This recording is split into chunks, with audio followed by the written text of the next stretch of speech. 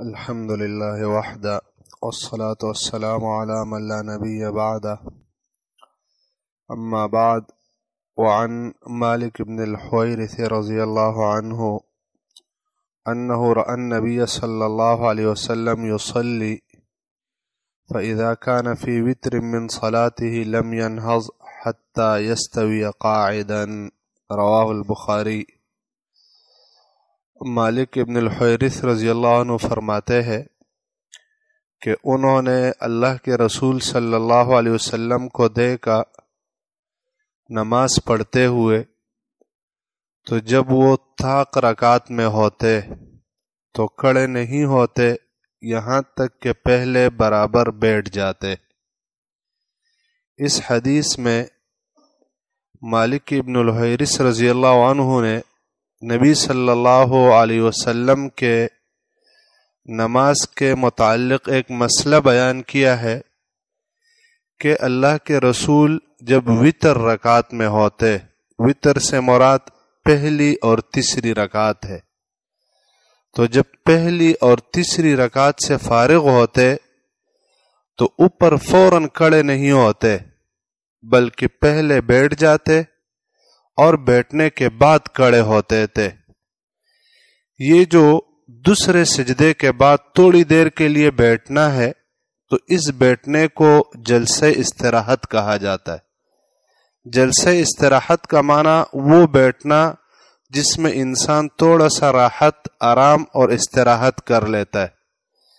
یہ جو دوسرے سجدے کے بعد بیٹھنا ہے پہلی اور تیسری رکعت میں، یہ اللہ کے رسول صلی اللہ علیہ وسلم کا سنت طریقہ ہے، اور نبی صلی اللہ علیہ وسلم سے بے شمار صحابہ انہوں نے یہ بات نقل کی ہے کہ نبی علیہ السلام پہلی اور تیسری رکعت میں بیٹھا کرتے اور فوراً سیدھے اوپر کھڑا نہیں ہوا کرتے۔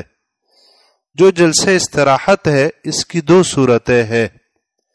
ایک صورت یہ ہے کہ یہ واجب ہے، اور دوسری صورت یہ ہے کہ یہ مستحب ہے۔ واجب یہ اس صورت میں ہے کہ جب آدمی مقتدی ہو اور آگے امام نماز پڑھا رہا ہو اور امام وہ جلسہ استراحت کر لے، وہ بیٹھ جائے، تو اس صورت میں مقتدی پر بھی بیٹھنا واجب ہے، کیونکہ مقتدی کے لیے امام کی اقتداء واجب ہے، وہ ضرور امام کی اقتداء کرے گا، اور مقتدی کے لیے یہ کام حرام ہے کہ وہ امام سے تقدیم کرے، امام سے پہل کرے۔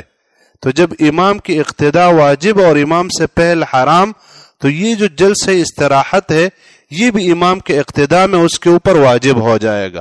ایک دوسری صورت، عام اوقات میں آدمی اکیلے نماز پڑھ رہا ہو یا امام ہے کوئی، تو اس صورت میں یہ جلسہ استراحت کرنا یہ مستحب ہے اور سنت ہے۔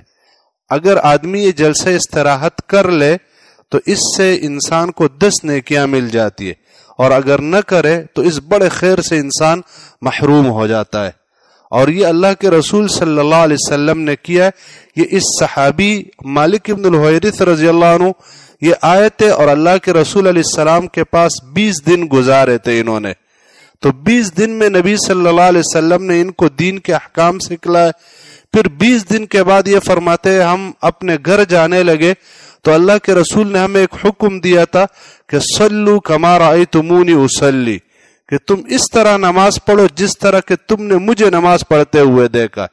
تو دیکھو اس صحابی کو اللہ کے رسول نے حکم دیا ہے کہ میری طرح نماز پڑھو، اور یہ صحابی ایک مسجد میں جاتا ہے تو وہاں پر اس نے لوگوں کو نماز پڑھانی شروع کی، تو لوگوں نے کہا بھائی کہ یہ تو نماز پڑھ چکا ہے، ہمیں دوبارہ کیوں نماز پڑھا رہا ہے؟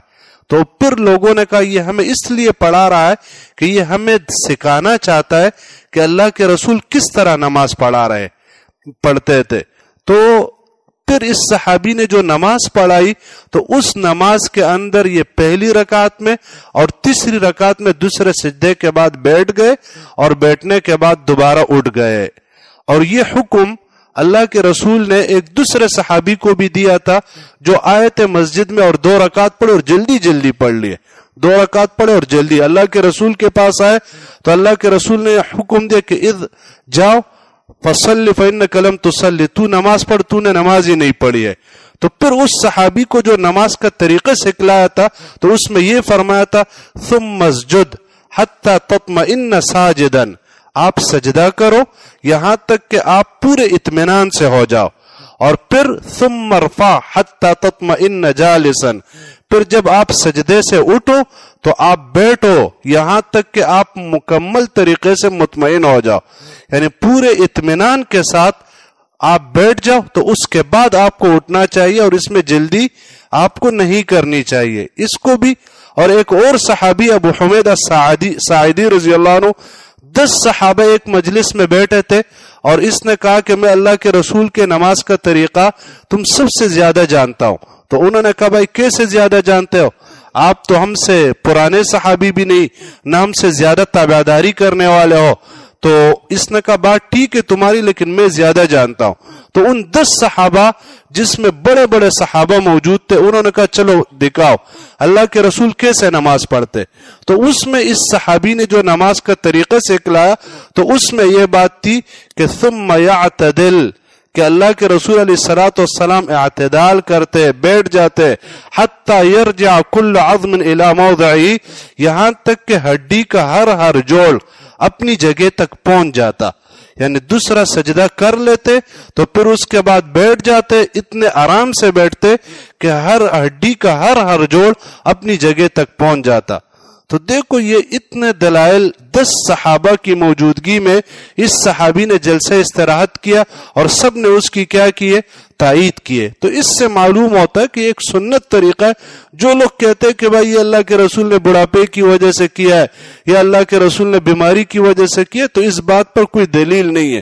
10 صحابہ میں سے کسی نے بھی یہ نہیں کہا کہ بھائی یہ تو اللہ کے رسول نے بڑھاپے کی وجہ سے کیا ہے۔ پھر عجیب بات یہ کہ اللہ کے رسول بڑھاپے کی وجہ سے جلسہ استراحت کر رہے اور ہمارے جو بوڑھے وہ فوراً اٹھ جاتے، تو کیا اللہ کے رسول ان سے بھی زیادہ کمزور تھے؟ یہ ویسے احادیث کے لیے کیا کرنا ہے؟ ایک بہانہ بنانا ہے، اور اللہ کے رسول کے صریح سنت کو کیا کرنا ہے؟ رد کرنا ہے۔ ایک نہیں بے شمار احادیث، یہ بخاری کی حدیث ہے جو میں نے بیان کیا آپ کے سامنے، ان احادیث سے یہ ثابت ہے۔ اور یہ 10 صحابہ اور ان کے علاوہ بہت سارے صحابہ وہ کہتے ہیں کہ اللہ کے رسول فوراً نہیں اٹھتے، تو کیوں ہم لوگ اس سنت طریقے پر عمل نہیں کرتے؟ بلکہ اکثر لوگوں کو آپ نے دیکھا ہوگا کہ وہ اس جگہ میں آ کر امام سے بھی پہل کر لیتے، اتنی جلدی امام کو نہیں ہوتی جتنے مقتدیوں کو ہوتی ہے، تو بہت سارے لوگ امام سے بھی کیا ہے؟ پہلے اٹھ جاتے، تو ایک حرام کام کے اندر بھی واقع ہو جاتے اس کام کی وجہ سے۔ تو اس سنت پر عمل کرنا چاہیے، اس سنت کو زندہ کرنا چاہیے، چاہے آدمی امام ہو، مقتدی ہو، اکیلے نماز پڑھ رہا ہو، گھر میں پڑھ رہا ہو، مرد ہو، عورت ہو، کوئی بھی ہو، اس سنت طریقے پر عمل کرے، کیونکہ اس کے برخلاف دوسری طرف کوئی بھی صحیح حدیث یہ موجود نہیں، اور اس طرف یہ 5-6 صحیح احادیث بخاری اور مسلم کے وہ موجود ہے، تو اس پر لازماً عمل کرنا